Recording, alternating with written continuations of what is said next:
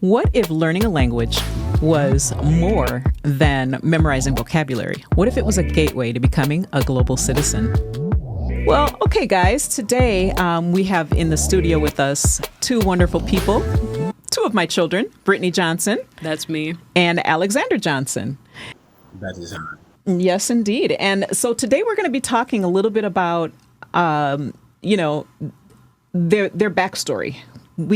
And just to kind of give you a little bit of information, they went to, along with their sister, Milwaukee Spanish Immersion School from kindergarten all the way up through fifth grade. And I thought it was just a wonderful experience. We really, as parents, thought it was important for them to have that opportunity so they could learn a second language. And one thing about Milwaukee is that they have, how many immersion schools? At least two. Well, there's French immersion.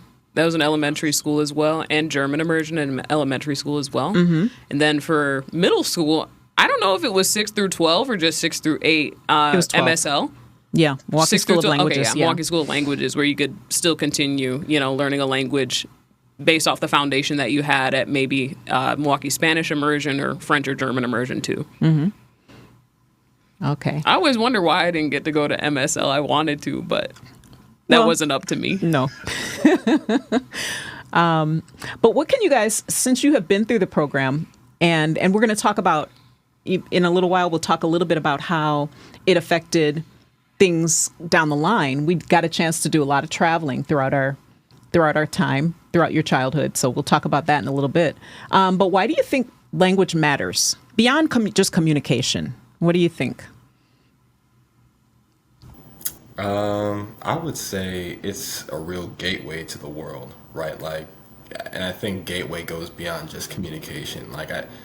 I know I've told you this story a bunch of times, Mom, but being able to, having the background in another language makes it a lot easier to go someplace else and learn another one. And that's basically what happened to me when I went to Italy. And being able to just go into a random park and sit down and talk to an old man who has probably lived 3 or 4 times the life that you have, and to get the insights from that person. You truly used the word before, but global citizen, that, in my opinion, is the definition of being a global citizen. Being able to go someplace and learn from all different people. And sometimes you're not going to do that in your mother tongue. So, For Heavy sure. on that. No, I absolutely agree with that. And I'd also say just being able to travel and speak the language in another country, and just learning about another language exposes you to different cultures, and you can create connections with people that, even if you've never met, you have respect for their culture, their language. You can talk to them about something that you learned about their culture. You're not going into things blind. You have a foundation of topics or conversation, and just building a human connection with people and empathy. I think it can definitely foster that too. Absolutely. I would agree. And I hope that, we wanted you to start early because we wanted you to be able to become fluent in a language. And we knew that it was important for you to start right from the beginning. And so that was important for me. But I also feel that it helps you to shape your worldview. Mm-hmm. When you start a language early, you're exposed to all of those different things, from an earlier age. And maybe it makes you more empathetic. I think it makes it easier too, having a basis, if you want to, trying to learn a language as an adult compared to learning it as a child, it's just infinitely easier as a child, I feel like. Mm-hmm. Yeah, I wish I had had that opportunity as a child. I mean, I think I did okay, but having learned it, I was 16 when I started learning Spanish. Mm-hmm. But if I had started, when I was when you started at 4, and I just think that I think it just builds different pathways in your brain. So yeah, I just think that's kind of cool. There's no doubt about that. I just also think that, you don't realize, and Boo, maybe you can, talk about your experience with this too. I think when you're going through it, though, I think at 16, Mom, you made a conscious decision to pursue it, right? At 4 years old, 5 years old, 6 years old, it wasn't always the most fun thing to do, right? And so you don't actually appreciate the skill until you get out into the world. And then, you realize that, oh, this is actually a gift that I have. I can go anywhere anywhere and be comfortable. Like it just opens your mind in ways that you can't go back, right? I would agree. And it's even though it's only one language, it still makes a big difference because you can, even though you can't, you didn't learn 5 languages when at that age, I think it still opens up pathways and appreciation, I have a question. I'm just curious if you found any challenges or surprises when you started out. Were there any surprises to learning a second language, or? You know what? My experience was different than Boo's or Cynthia's, right? Because I got started the latest, right? So, and it, I mean, I guess I can tell the story, but I don't know the whole story the way you know it, Mom. Like, I got started in first grade, right? So I was 6 or 7 or something like that, and so. And the only reason I got into the program was, I think, because Cynthia got accepted into school, right? So if she would have never gotten accepted, I wouldn't have had a shot. And so I think for me, one of my biggest challenges was just getting comfortable, because basically I had pretty much done all of my TK and preliminary education in English, right? So like that transition, I know was tough for me, and then even going through like middle and high school, like you have the words, what's going on, you have the understanding, but it's the comfort, right? Like at least if you're starting at 3 or 4, it's pretty much you're learning English and you're learning Spanish at the same time, right? I started learning Spanish as I had already developed a pretty decent enough foundation in English that was, going to be my mother tongue no matter what, right? So I think that was probably my biggest challenge. Okay. I think mine, math, dude, math. Oh my God. We all know that math has never been my strong suit. We know this. But oh my God, I remember I have this distinct memory of having to go up, like we were learning multiplication, like timetables, in Senora Williams' class, 3rd grade. I went up there. Oh my God, I had to recite it in Spanish. I already wasn't good at it. And then I had to do it in Spanish. It was just such a stressful experience. But man, it ultimately rewarding and worth it. Absolutely. 10 out of 10 would do again. But math really kicked my butt. I really had a hard time with math. And the English and Spanish didn't help. That part did not help. Well, I honestly think math is definitely a language. It is its own language, absolutely, because all the rules it's got. I mean, it's a language. We're not going to get into that. No, this isn't the math podcast, But man, that was a little difficult. Yeah, it was. I think the only other distinct challenge I can think of is like summer break for 3 months, not practicing your Spanish as much, and then you come back and you're like, oh, what was that word again? So that's the other challenge that I can distinctly think of. Well, that brings me to another topic, because in our summers, we got a chance to do a lot of fun things. This happened actually before you started at Spanish Immersion. We went to Mexico for, was it a month or 2? I don't know if it was 1 month or 2 months, but we went to Mexico, and you guys had a chance to, this was your first true immersion experience in another country with people that did not speak English. We had a host family, and Sonia was the mother's name, and she had a son named David, and so you got to meet both of them. I don't remember her husband's name right now. I don't know why I can't remember it. Maybe his name. No, I don't know. I'm not even going to try. So we got a chance to spend time with them, and it was such a wonderful time. And we also had students with us from my school that came along for that. And man, that was just. There are so many things. What kind of memories do you have from that experience? I mean, I don't know how old I was at the time. You were 4. I vaguely remember some things. I remember tomato soup with alphabet letters in it, and Sonia would put little words in Spanish for me. I loved that. I remember going to some sort of school and learning and playing with dolls, things like that. And everything was in Spanish, yeah. Yeah. Going to the movies and seeing a bunch of bumblebees by the soda station. I can remember that very vividly. I remember that day very well because we went to see Fantasia 2000, and it didn't have a lot of words in it. And the other thing is, like, so Brittany here has not, she's 4 years old at the time, and she was meeting all her milestones, of course. But when we got to Mexico, she just stopped talking. And I was kind of worried because she wasn't speaking. And then after that day, the day we went to the movie theater, it was like the breakthrough for you. Do you remember that? No. Well, we were. I bet you do. Right after after the show, I remember you said, it was so funny because there were. I don't know how many people have seen. I don't know if you guys even remember Fantasia 2000. Isn't that the one with like Mickey Mouse and the little wizard hat and a red robe, and he's like stuff is going on. Okay, that's a bad description, but it's a lot of vignettes. Like I don't know how many, but they had 4 or 5 maybe or 6 different stories, and there was not a lot of vocabulary. But I remember there was one scene, and I don't remember the whole thing, but it was in the wilderness. It was cold on a mountain, and they were on a volcano or something. I don't remember the whole thing, but I remember after the movie, you were just, and you hadn't said thing one, this like hardly anything this whole trip, and you just said, "No me gusta the volcano, mami."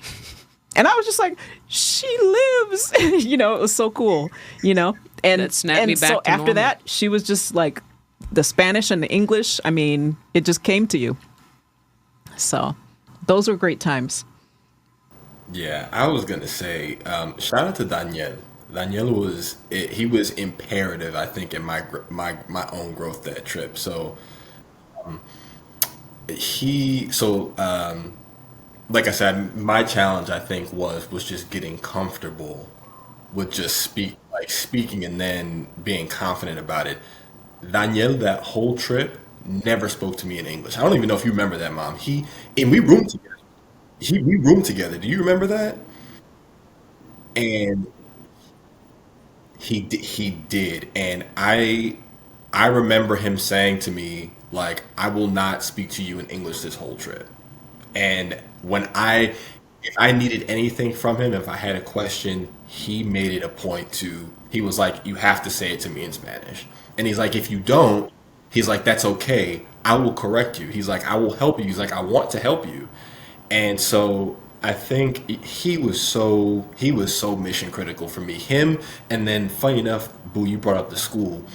I have 2 distinct memories about that school. I think we were in Cuernavaca, no? Right? Like, I think it was like, we had a pool, which I know we jumped into many times.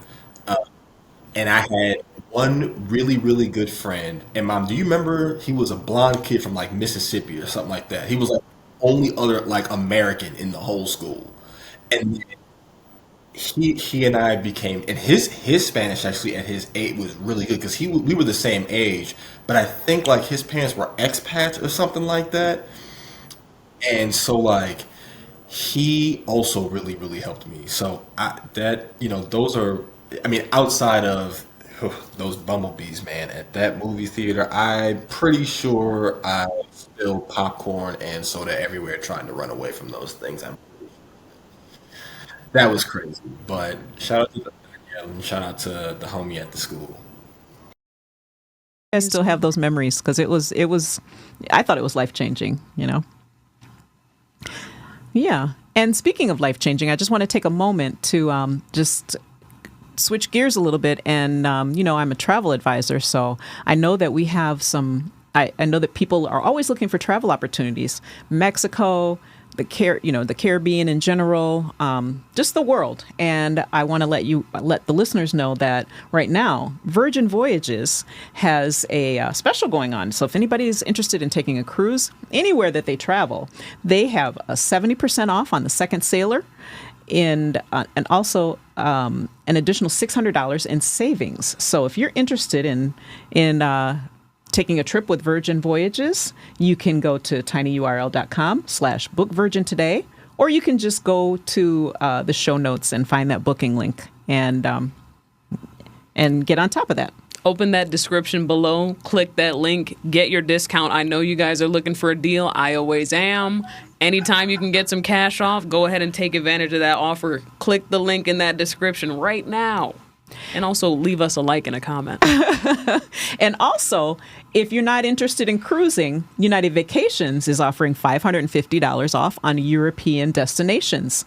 So they're booking now through, I believe, the end of October. So you might want to take advantage of that too. Get it while you can. It's not going to last forever, guys. You want to get on that. Who doesn't want discounted travel? I always do. Absolutely. But back to the immersion experience, in addition to Mexico, I know that we all spent several summers in Spain. And I just thought, and it was interesting to see it from a child's perspective, because you guys were, obviously you were different ages. And so you had different interests and the things that you did. I was studying, you guys were with your grandmother.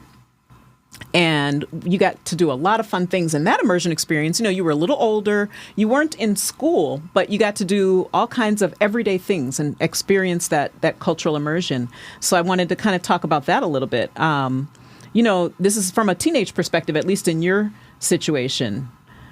Do you remember some of the things that you did? For sure. For starters, and funny, and I know Boo remembers this, our weekly grocery store trip runs with Grandma. To bring that up, like, I wish I could remember the store that we would go to. It was like a little corner store. Like, they had some good snacks in there. Was it Super Soul? It was one of them. Super Soul they had good stuff in there for sure. Mm-hmm. For sure. Get you a little orange Fanta. Get you some Mentos, like whatever you needed, that store had it. And it was so fun going in there. Yeah. It was funny because Grandma she was like, in addition to doing all the translation, like obviously we all did the translations for her. But when it was my turn, she'd be like, hey, watch your sister. Don't lose sight of Brittany. I was wandering off, just looking at whatever I could find. Mm-hmm. There was no way I wasn't. Yeah. For sure you did. Oh my God. And then, I mean, obviously one of the highlights for me was having Nia Jane there. That was so much fun. Like that show, I think it was called Art Attack. Oh, I was going to bring that up. I used to love watching that. I was like, why don't we have this back home? Like, the show is amazing. Yeah. Good arts and crafts ideas on there too. Like, it was so much fun watching that too. Yeah. We also started watching One Piece too, also in Spain. That was the first time we started watching that. In Spanish too. Until we realized we could play it in English on the laptop. But I think we stuck with it in Spanish for quite a while.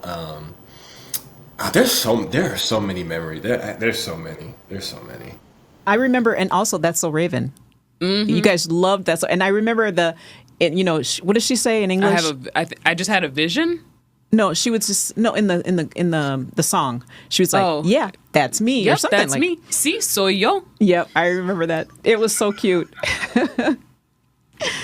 So, well, I know that we could probably go on for hours talking about these wonderful experiences that you guys had, mm-hmm. and what kind of advice would you give for people that are thinking about doing an immersion experience in general? Like, do you have advice for someone that's, hey, I'm thinking about traveling here because I want to improve my language, no matter what the language?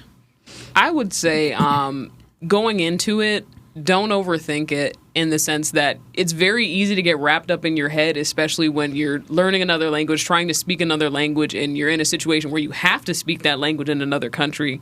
It can be very intimidating. You worry about, am I saying it right? Like, are they going to understand what I mean? Do I sound stupid? I think it's very easy to get in your head and be very self-conscious.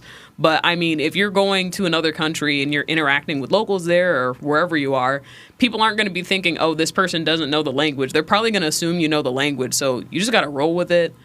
Don't be afraid to say the wrong thing. I mean, chances are you will come to some understanding with whoever you're interacting with, even though it's intimidating and scary. You just got to put yourself out there and don't be afraid to get things wrong. Mm-hmm.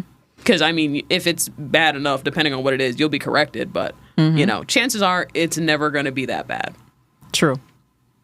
Nah, I think Boo wrapped that up in a pretty little bow, right? Like that's, I mean, and Mom, we've talked about this before. You almost have to go into it with like a childlike mindset of, I know nothing. Everyone knows everything better than I do, so I just need to do everything I can to be a sponge and soak it all up. And that is all what Brittany described is exactly, I think, the sentiments of probably 99% of folks. Like, I'm gonna mess this up and look like an idiot.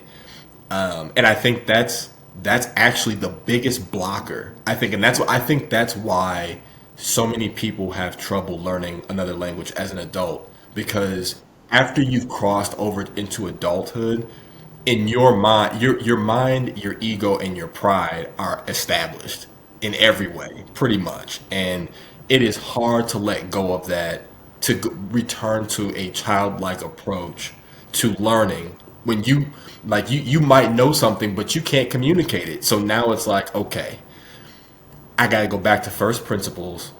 Having an adult go back to first principles for anything in daily life is very, very hard to do. And I think that's what makes it tough for adults to learn. But if you can return to that mind state, it'll be just like learning as a kid. And that's how I feel, because I started my courses for Gallego, and it has similarities to Spanish, right? And even in deep roots also in Portuguese, and it's the Portuguese that throws me off every time. But it's like, you know what? If you gamify it, if you find ways to make it fun, and like Brittany said, you don't worry about messing it up, you'll pick it up quick. You can. You will. Absolutely. And I feel like you need to look at it from the perspective of the person that's listening to you speak. When we've all had interactions with people who are speaking English to us and it's not their first language. We don't laugh at them. When someone's talking to you and they're trying to say something to you, most people are helpful. They're sympathetic, and they will correct you if they want. Sometimes you don't want to be. Depends on if you want to be corrected or not. But I think that's the key. Just think about how you would treat someone that was learning a second language. There's nothing to be embarrassed about. Mm-hmm. Absolutely. It takes time for you to get. And it's one of those things that most people go through, the embarrassment. But, I would suggest look at it that way. Look at it the way someone who's listening to you would look, or how you would look at someone who didn't speak English as their first language. And you're not, it's awesome when somebody's making that kind of an effort. Mm-hmm. Absolutely. So, you have to respect it, Mm-hmm. They're putting the effort in. They're trying. Mm-hmm. Nothing to laugh at there. Absolutely. Well, you guys, we have time for one last thing, and that's the rapid fire round. Okay, so I'm going to ask you a couple questions. First word you learned in Spanish, Brittany? I have no idea. Hola? Maybe. I don't know. Maybe. What about you? I definitely can't remember that. I don't know. I don't know. I actually don't know. With that one. Well, I know the first sentence I learned in Spanish. What was that? It's a question, actually. ¿Qué es la rosa? La rosa es una flor. I don't know why I remember it, but I do. What's your most embarrassing language mistake? I don't know. I feel like there's been so many. It's hard to pick just one. Wow. I mean, I don't know. I feel like usually my embarrassing language mistakes come from moments where I'm trying to... I remember, I was at work. This was relatively recently. And this person was speaking Spanish, and they were trying to figure out, I'm interested in getting a job, but at my job, the way it works, you kind of do everything online. There's not really, an in-person place that you go to for an interview or anything until you're contacted first. And so I'm trying to tell him this in Spanish. Mm-hmm. It's not working. There's a disconnect. There's definitely a disconnect. We're trying our best, but it is not smooth sailing. But eventually through enough attempts, we were able to come to an understanding. I was like, hey, you're going to have to contact this person. I hope you have a great day. Eventually, we got to where we needed to be. Eventually. It wasn't pretty. Yeah, but I'm sure he appreciated your efforts. I hope so. Yeah. I hope so. Yeah. How about you? I love that story so much. So I mixed up. I was in Italy, and I had taken maybe my first couple of core classes, right? And I went out into the wild and mixed up casa and kaza, which is like, or kaza, sorry, not kaza, kaza. Casa obviously is home, domicile, that kind of thing. Kaza is like the equivalent of like whorehouse. So like I don't even remember exactly what the context of the conversation was, but I think my pronunciation came off wrong, and I got the craziest look, man. And then my roommate, his name was Giuseppe Ferraro, and he's from Calabria in southern Italy, and he's like, Alex, you mixed up your words, and he told me, and I was like, oh, I was like, no wonder I got the look that I did. Yeah, That's that's a crazy. good one. Yeah. I'm pretty sure. That's what it means, if my memory serves me right. Okay. Well, cool. I would, and this wasn't, this was cultural. What comes to my mind, I remember being in Spain when I was in high school, on that high school trip that I took, that I told you about, Alex. Right after high school, we went to several countries in Europe, and we were there for a month. So we get to Spain. We were in Madrid, and I remember we were in Seoul. And I remember I was just talking to somebody. I think he worked at one of the stores or something. And at the end of the conversation, I was just so proud of myself because I had a conversation in Spanish. And at the end of the conversation, I was just like, okay, see ya. And he goes like this. And I thought he was telling me to come here. That just means bye. And I didn't know that cultural tidbit. So I felt kind of silly because I thought he was like telling me to come over. And I got halfway there and I realized, oh, he's not That's not calling what me he's saying. over. So it wasn't words, but it was, yeah. Well, this has been a blast. I've enjoyed talking to the two of you. So Always a pleasure. Yes, until we meet again. Of course, yes, anytime.